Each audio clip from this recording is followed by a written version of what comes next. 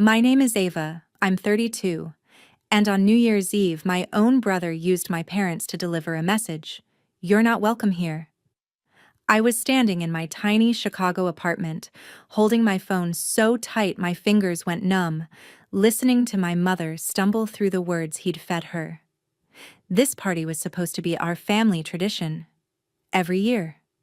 No matter what. But this time, I was the problem.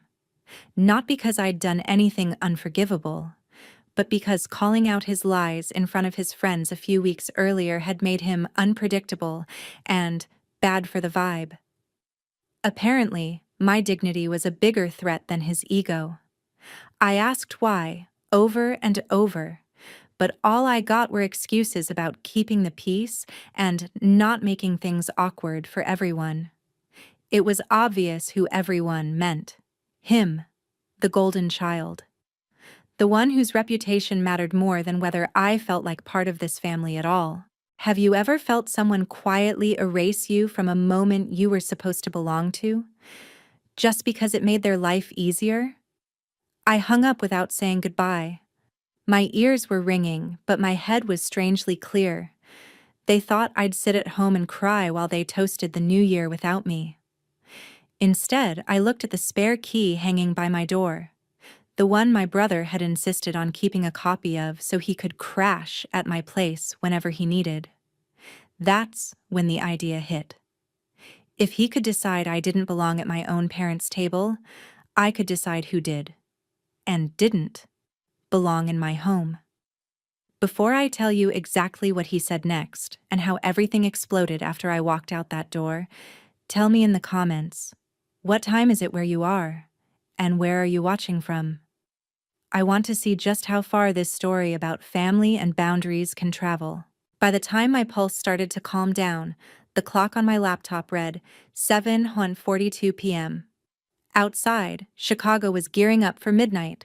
Sirens in the distance, muffled music from neighboring apartments, someone laughing too loudly in the hallway.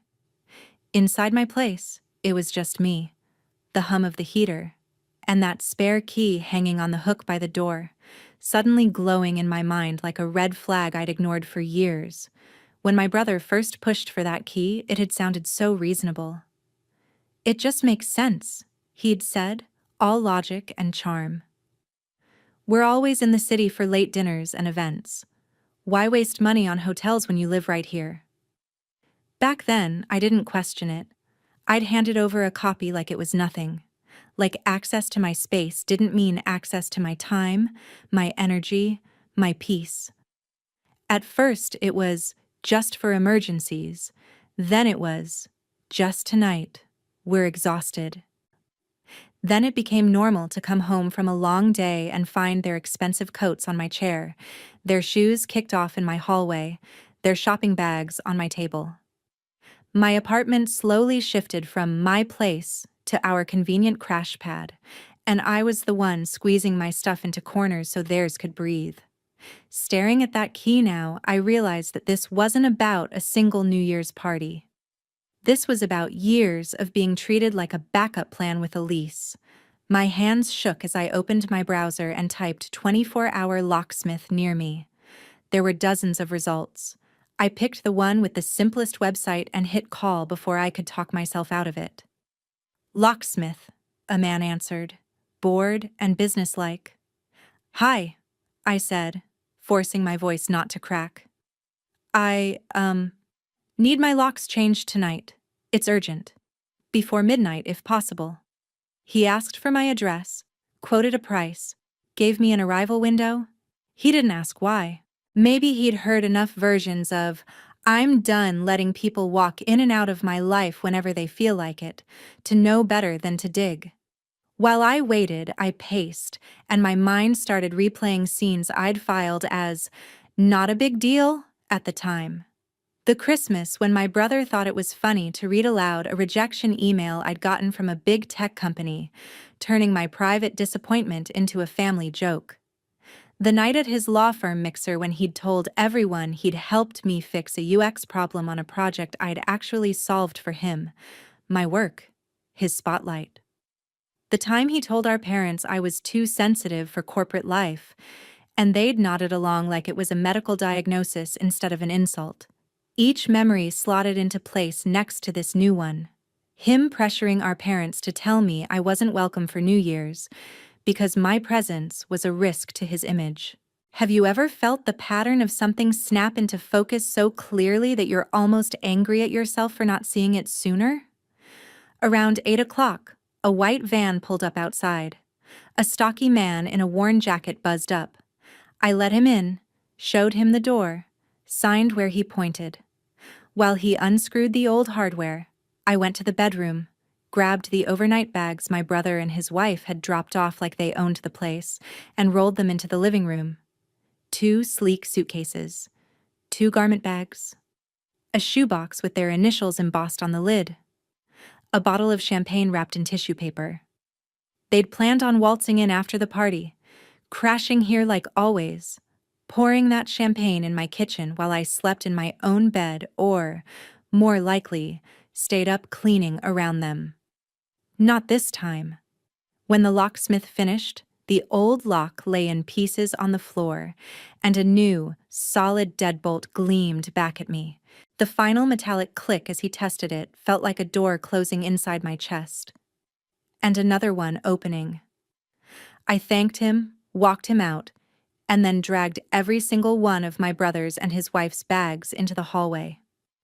I lined them up neatly right beside the doorframe, where they could see everything but not step inside.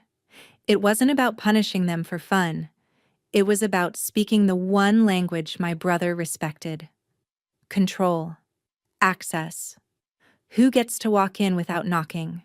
I stood there with my hand resting on the cool metal of the new lock, breathing in and out until my heartbeat matched the steady weight of my decision. For the first time in a long time, I wasn't just reacting to his choices. I was making my own. Would you have done it if it were you? Change the locks on someone who had no problem locking you out of your own family? After the locksmith left, the apartment felt strangely expanded, like the walls had shifted a few inches farther apart. Same furniture, same floor, same view of the neighboring brick building. But the air was different. Lighter. Sharper. I knew if I sat on the couch scrolling my phone, I'd lose my nerve. I'd start worrying about what he would think, what my parents would say, whether I'd gone too far. So I moved before my fear could talk me out of what I'd already done. I headed straight for the bathroom, turned the shower as hot as it would go, and stepped in. The water pounded against my back, washing off the day's cold and some of the old scripts I'd been carrying since childhood. Keep the peace. Don't escalate. Don't make your brother look bad. Be understanding. Be flexible. Be small. Steam filled the room. I leaned my forehead against the tile and whispered, "No more," just to hear how it sounded. When I got out, I didn't reach for sweatpants like I usually did. I pulled open my closet and chose the black dress I'd bought on a random payday months ago and never worn because I'd convinced myself it was too much for me. Tight enough to remind me I had a body. Simple enough not to feel like a costume. I slipped it on, zipped it slowly, then did my makeup. Nothing dramatic, just clean lines, a sharp wing on my eyeliner, lipstick that actually had color instead of the usual barely there shade.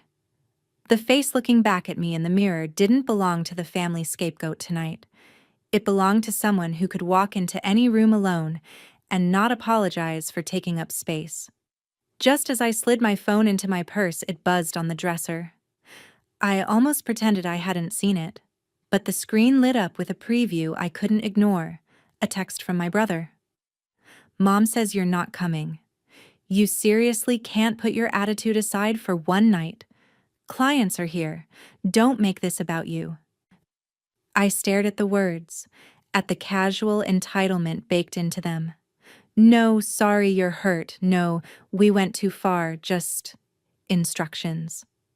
I sat down on the edge of the bed and let the anger settle into something firmer, less explosive. In my mind, that recent dinner replayed in painful clarity. him surrounded by partners and clients, retelling a story from one of my UX projects as if he had come up with the solution.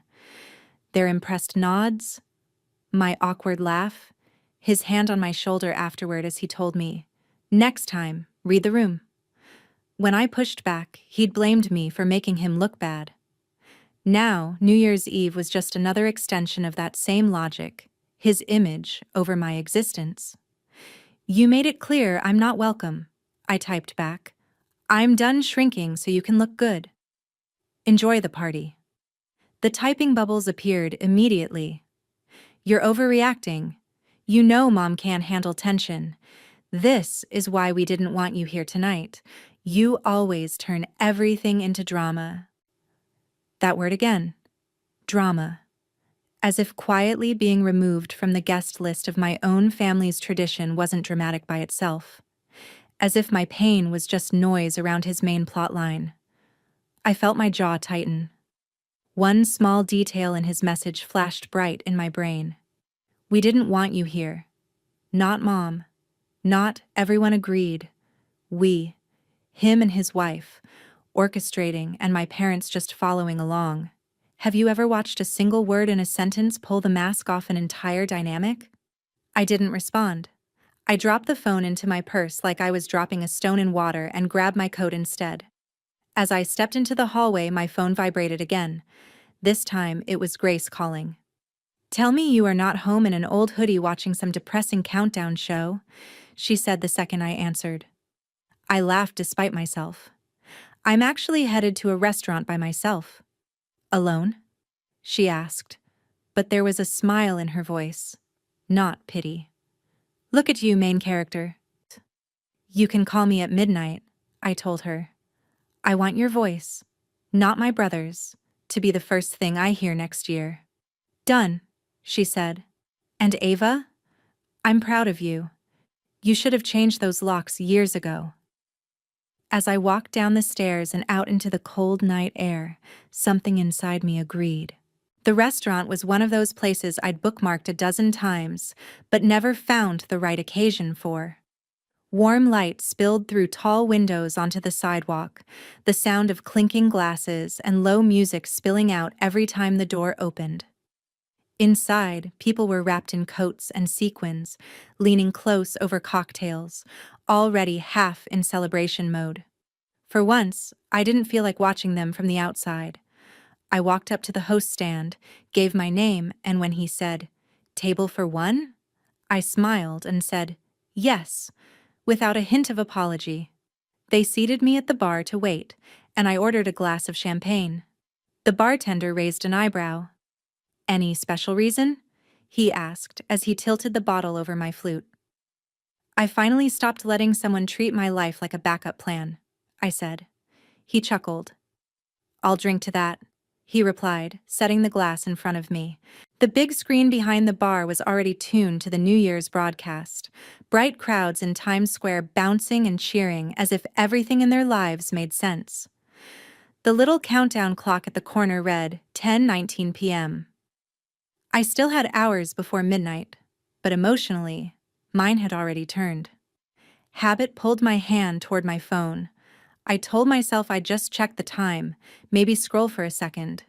Instead, I opened to find a stack of notifications waiting like landmines.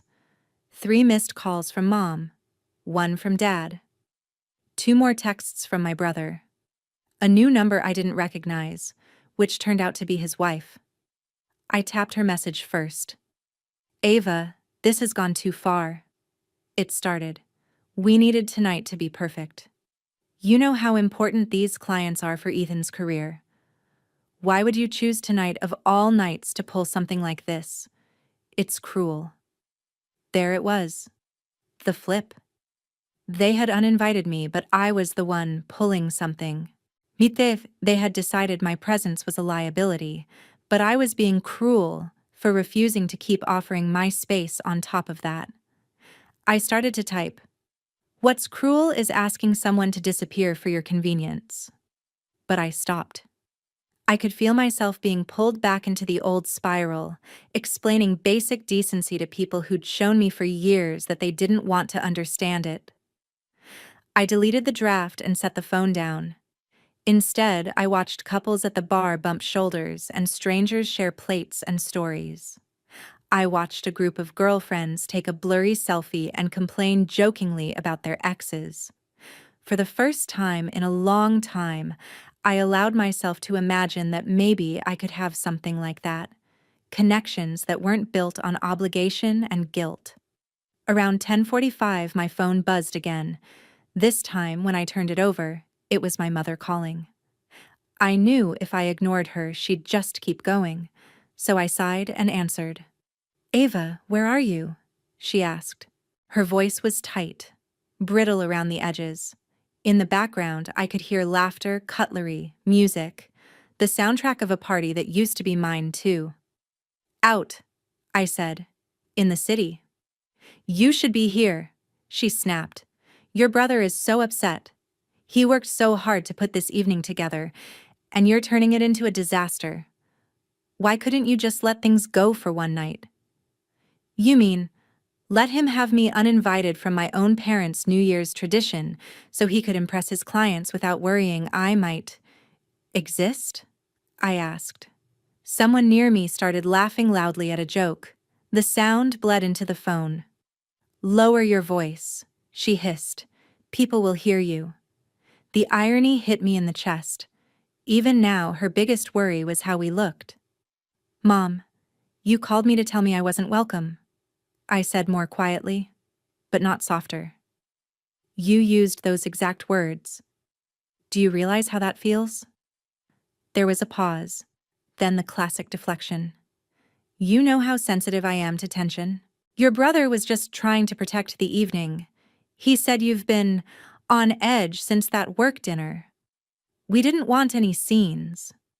"I've been on edge because my own family keeps asking me to swallow humiliation and call it keeping the peace," I replied. "If the only way you'll invite me is if I promise not to react when I'm disrespected, that's not an invitation. That's a muzzle." On the TV, the host was interviewing tourists in ridiculous hats. On the phone, my mother was repeating that same sentence I'd heard my whole life in different forms. "Can't you just let it go?" "No," I said simply. Even I was surprised by how easy the word was. "Not this time." "You're going to regret this," she said, her voice cracking. "One day you'll wish you hadn't pushed us away." "I'm not the one pushing," I replied. "I'm just finally stepping aside from the door you've been closing on me for years." "There's a difference." I ended the call gently but firmly, dropped the phone back in my purse, and signaled the bartender for my check. I knew more messages were coming. I also knew that, for the rest of the night, the volume on their expectations needed to stay low if I wanted any chance of hearing myself think. At 11:59 p.m., the restaurant lights dipped slightly and the volume on the TV went up. The entire room turned toward the glowing ball in Times Square, people raising their glasses, pulling friends close, yelling numbers in unison like some shared spell. I stood up from my bar stool with my own half-finished champagne and let myself be swept into the countdown. 10, 9, 8. The air felt thick with perfume and hope and denial, all mixed together. My phone buzzed in my purse, and when I checked, it was right on cue. Grace. I put her on speaker and set the phone on the bar, the camera feed from New York flashing in the background. "Tell me you're not crying in a bathroom somewhere," she shouted over the noise of the ER behind her.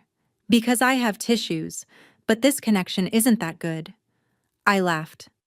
"I'm at a restaurant. I'm standing. I'm holding champagne.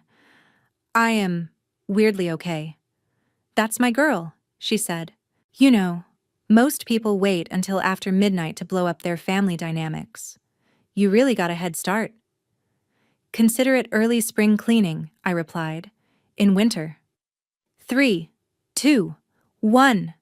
The bar roared. Confetti cannons went off near the entrance, glittering paper raining down. Strangers kissed, shouted, hugged. I lifted my glass and clinked it gently against the mirror behind the bar, catching my own eye. "Happy New Year, Ava," Grace said, To you finally realizing you're not the extra in your own life. Happy New Year, I echoed. To me, not apologizing for having boundaries. After we hung up, the restaurant slowly thinned as people spilled out into the cold, heading to after parties, home, hotel rooms. I sat back down, savoring the last sip of champagne, feeling a strange mix of exhaustion and clarity. That's when my phone, forgotten on the bar, lit up in rapid succession. 12:07 a.m. from my brother. What did you do to the locks? Our key doesn't work. We're standing outside like idiots. 12:09 a.m. Why are our bags in the hallway? Are you serious right now? 12:12 a.m. You are unbelievable. After everything we do for you, this is what you call family? I stared at the messages, noticing what wasn't there. No mention of the call where I was uninvited. No acknowledgement of the line they'd crossed hours before. Just indignant shock that for once, the inconvenience was on their side. A few minutes later, my mother chimed in. 12:18 a.m. Your brother just called us. They can't get into your apartment. This is petty and dangerous. Let them in and stop acting like a child. Then my father, 12:21 a.m. Call your mother. Not are you okay? Not. What happened? Just instructions, orders, obligations dressed up as concern. Have you ever read through a whole chain of messages and realized every single one is about what you're doing for them, not what they've done to you? I felt the familiar guilt start to rise. What if they're really stuck? What if this is too far? And I forced myself to sit with the facts instead of the fear. They were downtown, surrounded by hotels. They had money, contacts, phones, options. They were not stranded on the side of a highway in a snowstorm. They were inconvenienced and embarrassed, not endangered. I took a slow breath and typed, choosing my words carefully, not to be cruel, but to be clear. To my brother, I wrote, You had Mom call to tell me I wasn't welcome at New Year's because my presence makes you uncomfortable in front of your clients. That was your choice. Changing the locks on my apartment so you can't use my space while excluding me from the family is mine. Your bags are safe in the hallway. There are dozens of hotels nearby. You'll figure it out. I read it twice, making sure I wasn't lashing out, just stating reality. Then I hit send. Within seconds, the typing bubbles popped up. You're going to regret this. I'll make sure of it, he wrote. The threat hummed off the screen, but it felt hollow compared to the fear I'd carried for years about his disapproval. That sounds like something you should unpack with a therapist, I responded, then locked my phone and put it face down. I didn't bother replying to my parents, not yet. Every instinct in me wanted to call, placate, explain, smooth things over so I could fall asleep knowing nobody was mad at me. But that was the version of me that had stayed quiet when my boundaries were trampled. The version who got uninvited for the sake of peace. I left the restaurant, wrapped my coat tighter against the cold, and walked home through streets littered with confetti and plastic cups. In my building, the hallway was quiet. The suitcases and bags I'd lined up were gone, leaving only faint scuff marks on the floor where their wheels had been. For a second, I pictured my brother's face when his key failed, the split second of confusion, then the realization. Strangely, it wasn't satisfying. It just felt necessary. I locked the new deadbolt behind me, turned off all but one lamp, and crawled into bed with my phone still on silent. For the first New Year's in a long time, I didn't fall asleep replaying arguments I'd had or rehearsing apologies I might need tomorrow. I drifted off thinking about something else entirely, what my life might look like if I stopped bargaining for a place in other people's priorities and started making myself one of my own. I woke up late the next morning to a rectangle of pale winter light cutting across my bedroom and the heavy, delicious silence of a phone that had been off all night. For a few seconds I lay there, suspended in that foggy space where you forget what happened and who you're supposed to be mad at. Then it all slid back into place. The call from my mother, the texts from my brother, the locksmith, the suitcases in the hallway. My stomach clenched, but there was also this strange, steady core inside me that hadn't been there before. I reached for my phone on the nightstand and powered it on, bracing myself. The second the screen lit up, notifications poured in, vibration after vibration, like a series of small earthquakes in my hand. Missed calls, voicemails, family group chat messages stacked into a long, blinking column. For a moment, I just watched them appear without opening any of them, like watching waves hit a shore from far above. When I finally tapped into the group chat, it was exactly what I expected and somehow worse. My brother's late-night blow-by-blow of being locked out in the freezing cold, his wife chiming in about my cruel stunt, my mother fretting about how the neighbors might have seen them in the hallway, my father dropping short, clipped lines that sounded like verdicts instead of questions. The words selfish, immature, dramatic, and ungrateful appeared more than once. Not a single message said, "We shouldn't have uninvited you," or even, "Are you okay?" It was all about the embarrassment, the inconvenience, the ruined picture of a perfect evening they'd tried to curate. My favorite line, if I could call it that, was from my mother. "We raised you better than this." I stared at that sentence for a long time, thumb hovering over the keyboard, memories flickering like an old slideshow, her pulling me aside as a kid and telling me not to cry when my brother got the bigger slice of cake, because it's just easier that way. Her asking me in college not to confront him about spreading a rumor because he has enough pressure already. Her praising me for being so understanding every time I swallowed my pride to keep things calm. If that was what better meant, maybe I didn't want it anymore. I slid the phone onto the table, got up, and moved through my tiny kitchen on autopilot. Kettle on, coffee scoop, mug, the familiar small comforts of routine. While the water heated, I opened my laptop and pulled up a blank document. I didn't know exactly what I was doing yet.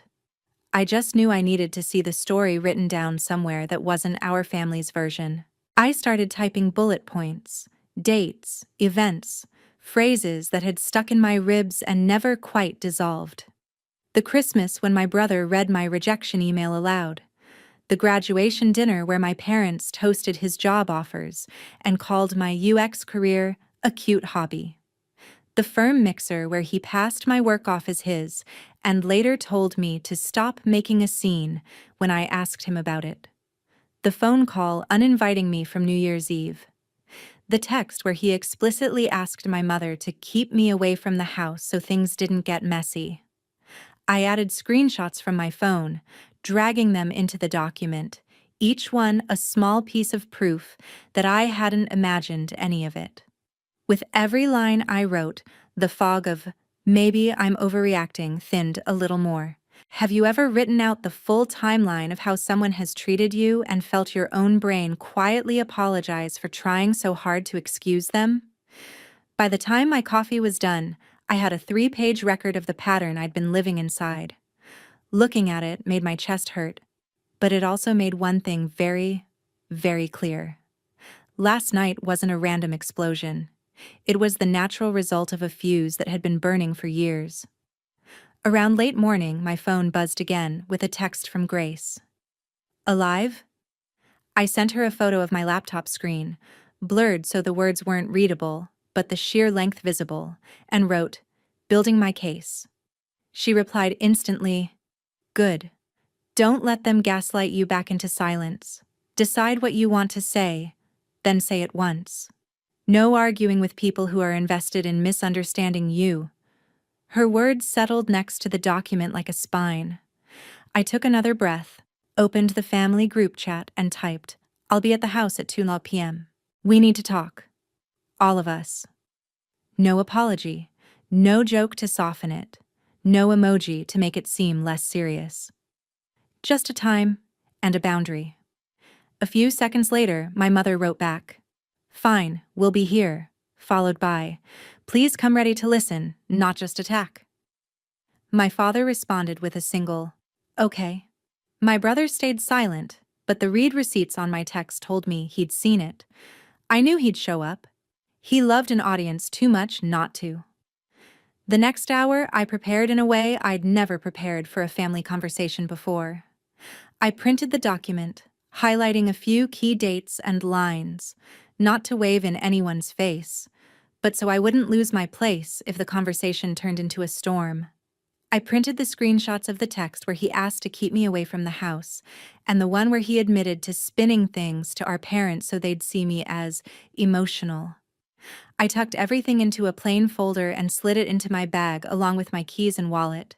Looking at the bag on the table, it struck me that this was the first time I was going to my parents' house, not as the child who just endured whatever mood waited there, but as an adult with evidence, boundaries, and an agenda of her own. My fingers hovered over my phone one more time, tempted to send a softer text. Something like, "I'm not trying to attack anyone, I just want us to understand each other." But I caught myself. They had never needed things softened when they were telling me I wasn't welcome. Why was I still trying to make my truth more comfortable for them to hear? At 1:15, I pulled on jeans and a sweater, tied my hair back, and grabbed my coat. I glanced around my apartment. The new lock on the door, the absence of my brother's luggage, the quiet hum of a space that finally felt like mine again. I slipped the folder more securely under my arm and headed out, locking the deadbolt with a small, steady click. I wasn't going to my parents' house to beg for a place at their table anymore. I was going to lay out the truth and then decide, based on their reaction, what kind of relationship I could realistically have with them. I wasn't going to start a fight. I was going with facts, with receipts, and with one simple line I'd finally decided I was willing to enforce. If being part of this family required me to disappear, then they would have to learn what it felt like to live without me instead. Driving out to my parents' house in Naperville felt different this time. I wasn't rehearsing apologies in my head. I wasn't bracing to be told I was too sensitive again. I was rehearsing facts. When I pulled up to the familiar driveway, the house looked exactly the same. Wreath still on the door, a few stray balloons from the night before drooping by the porch, but I felt like a stranger walking in. Susan opened the door before I could knock. Her expression was tight, her eyes scanning my face for some sign of surrender. "You're late," she said automatically. I checked my watch. It was 2:01. "I'm right on time," I replied, stepping past her into the living room. My father sat in his usual chair, arms crossed. My brother and his wife were on the couch, both looking like they hadn't slept. "Good," my father said. "Let's get this over with." I almost smiled. It wasn't going to be over with for them as quickly as they thought. I stayed standing. "I'm going to say what I need to say once," I began. "You can decide what you do with it. But I'm done pretending this is all about one night and some locks." Ethan scoffed. "This is about you locking your family out in the middle of the night because you didn't get your way." I held up the printed pages. "This is about years of you using me when it benefited you, and throwing me under the bus when it didn't. This is about Mom calling me to say I wasn't welcome in my own parents' home because you were worried I'd ruin your performance in front of your clients." My mother's face flushed. "He didn't say it like that." "He did, actually," I said calmly, sliding one of the screenshots across the coffee table. "Here's the text where he asks you to keep me away from the house tonight so things don't get messy." My father leaned forward, squinting at the page. My brother lunged to grab it. "You went through my messages?" he snapped. "No," I replied. "You sent that one to the wrong thread, remember? You meant to text Mom and accidentally sent it to me. You apologized and told me to not take it personally. I saved it." Have you ever watched someone's confidence crack when they realize their version of the story isn't the only one in the room anymore? I laid out the rest, calmly, without yelling. The dinner, the work event, the jokes at my expense, the pattern of him positioning me as unstable whenever I pushed back. I wasn't there to humiliate him.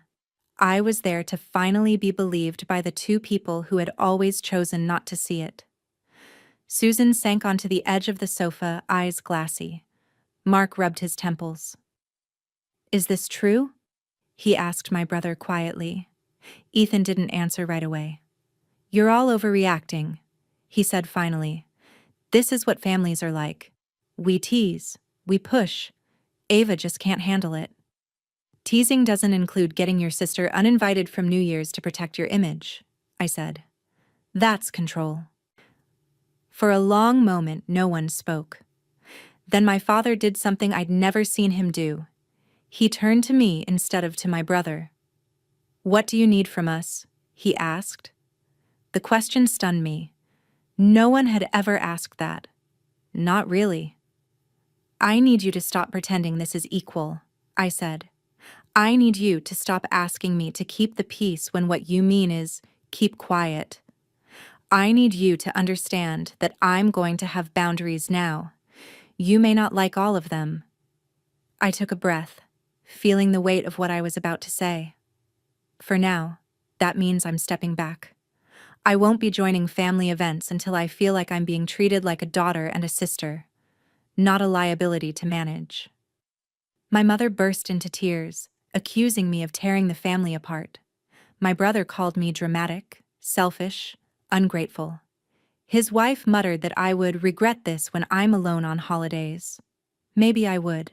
But right then, standing in that living room, I felt something I hadn't felt in years, aligned with myself. "Family isn't just people who share your last name," I said quietly.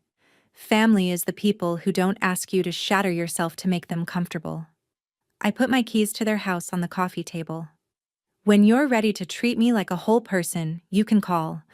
Until then, don't send me invitations you don't really want me to accept." On my way out, my father followed me to the door. "Ava," he said, voice rough. "I didn't realize how bad it was. That's on me. I can't fix everything overnight, but I'm going to start paying attention." It wasn't a full apology, but it was a crack in the wall.